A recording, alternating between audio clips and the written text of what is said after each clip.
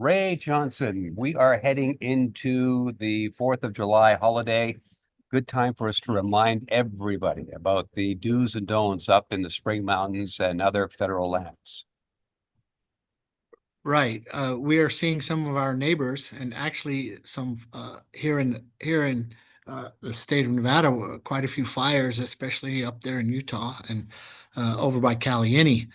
Um, so that just shows us that we are definitely well and truly in the middle of fire season, and we have concerns about keeping everybody safe over the Fourth of July weekend.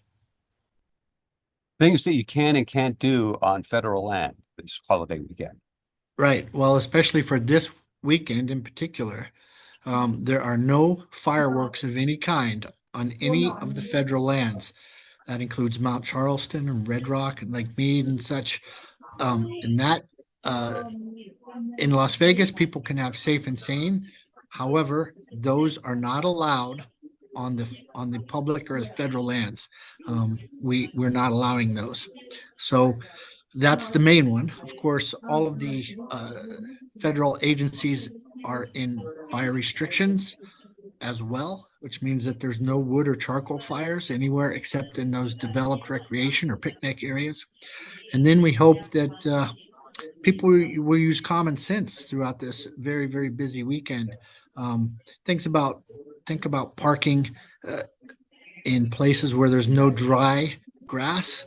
Catalytic converters and hot brakes can certainly start fires along roadways.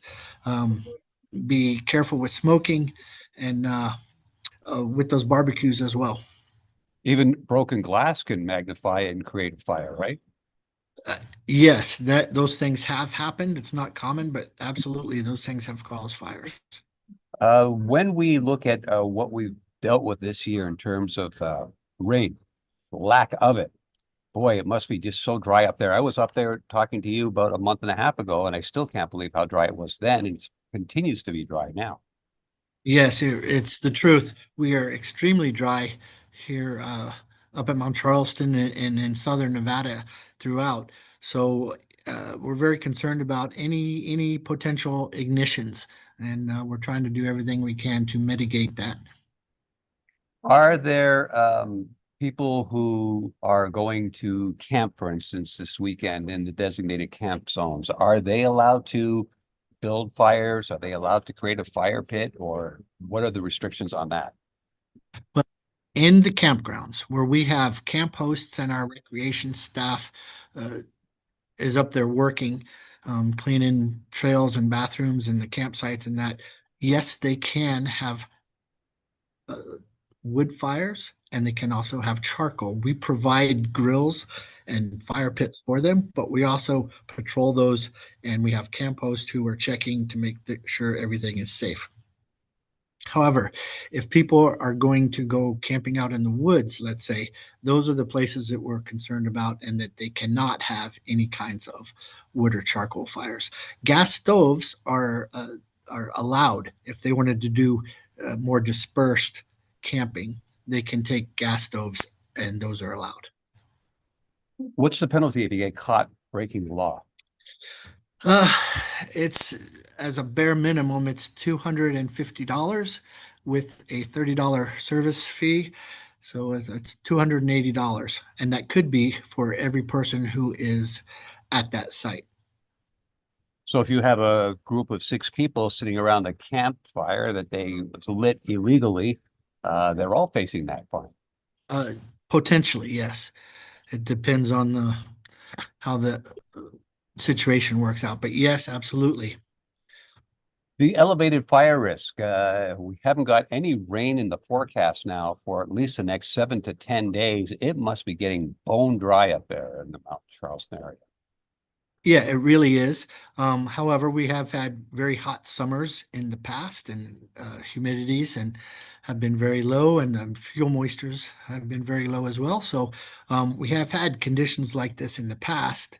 Um, we're just trying to work towards people being smart and safe and getting through the weekend as safely as we can.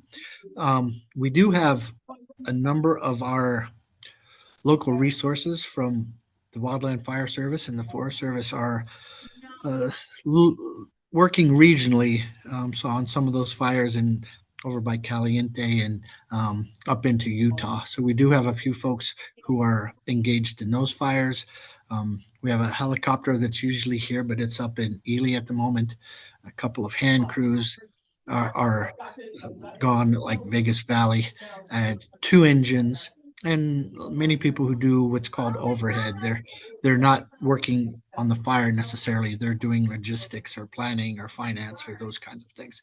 So we do have a few people who are off district, but we are still in good shape here locally. So circling back, have fun this holiday weekend.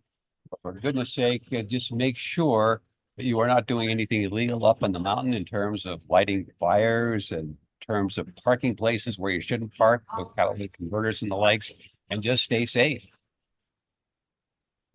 Yeah, we hope to have a safe weekend, and really, it's this weekend is the one we're concerned about the most. But this follows up throughout the rest of the summer. These same conditions are existing for quite a while, so the things we're asking for this weekend apply to the rest of the summer as well. Thank you very much for talking to us. Our pleasure. Thanks a lot.